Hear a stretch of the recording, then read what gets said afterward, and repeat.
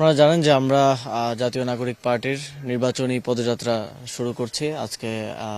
এই শহীদ ইসমামুল হকের কবর জিয়ারতের মধ্য দিয়ে আমরা আমাদের নির্বাচনী পদযাত্রার আনুষ্ঠানিক যে উদ্বোধন সেটা করলাম। এবং আজকে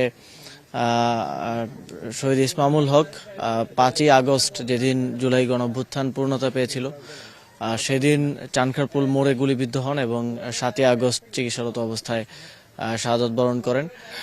আমরা তার তিনি যে জন্য এই আত্মত্যাগ করেছেন সেই বাংলাদেশ গড়ার প্রত্যয়ে এবার সামনে যে গণতান্ত্রিক রূপান্তর হতে যাচ্ছে সেটার জন্য কাজ করার শুরুটা তার কবর জিয়ারতের মাধ্যমে শুরু করছি।